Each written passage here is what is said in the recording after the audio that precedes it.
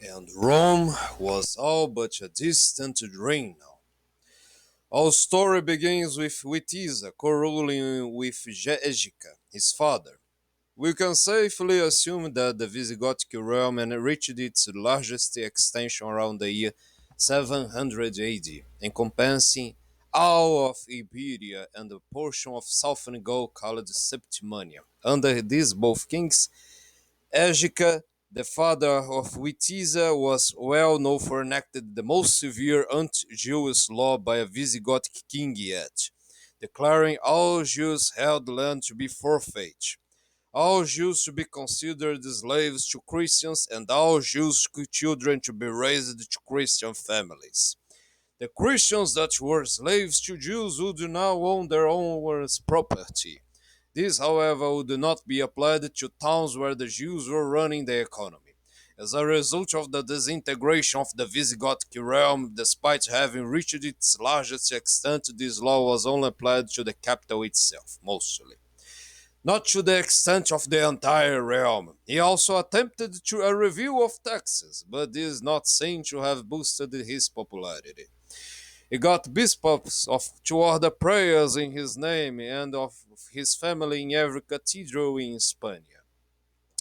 Under the reign of Witiza, in which co-ruled for a while with his father Egica until 702 or 703, after so Witiza would then rule alone the whole of the realm. Shortly after his father's death, he would call for the 18th Council of Toledo. The councils have been calling all the way back since 400 AD by the Western Roman Empire, and after the Visigothic occupation they became a formal council. In a way, the king could oversee matters related to the entire realm and the Catholic Church within its territory. The details from the accounts of the councils are lost to time. However, it seems Witiza was keen and interested to curb the church corruption. The council was eventually suppressed and being the last one held by the Visigothic realm.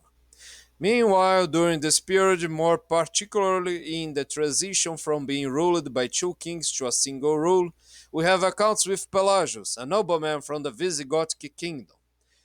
His origins varies according to the source. However, most of the chronicles agree he was an exiled by the Visigothic king, which is from Toledo to Asturias. Keep this guy in mind. The reign of Witiza would continue until the year 700 AD, 710 AD, and he was already dealing with raids from Arabs, Berbers, and Byzantines at this time. Discontent among the nobles in which would culminate, he would be assassinated by Roderick and other noblemen in a plot. Some legends speak Roderick brought an army from Italy, defeating Witiza and then blinding him, while leaving the same to rot in a prison for the last of his days.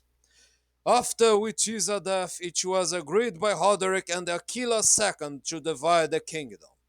Roderick would stay within the southern realm, ruling from Toledo as well Lusitania, and western Carthaginenses, while Aquila II would rule the northeast, that would be Tarraconenses and Barbonesses, falling under the rule of Aquila II, as mentioned previously.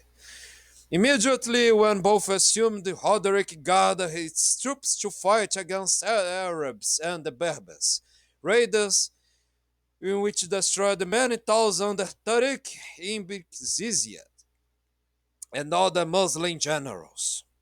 Roderick made several expeditions against the invaders until finally be deserted by its troops and killed in battle around 711 or 712 at the Battle of Guadelet. It is said that the Jews, the Muslims, and even Akla all joined together to overthrow Roderick because of his oppressive policies.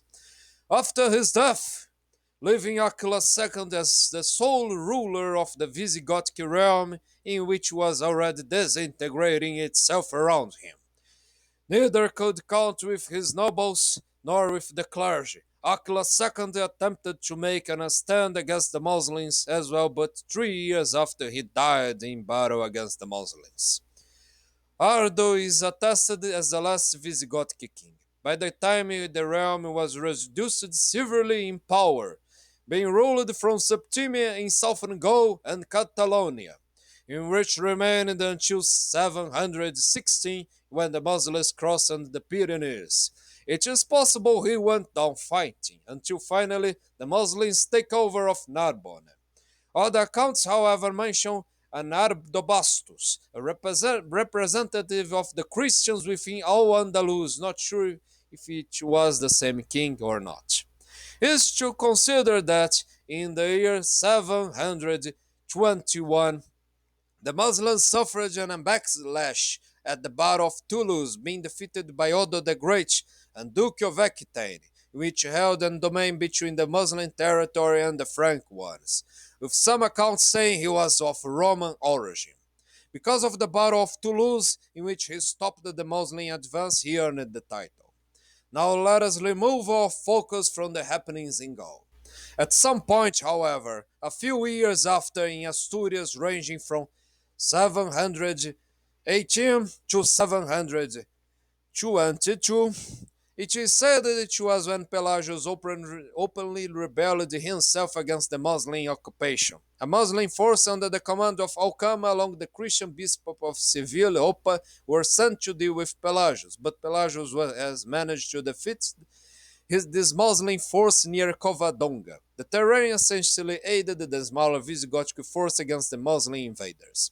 Oppa was captured and Alcama died at the battle. Pelagius was elected Principes by the local Visigothic nobles.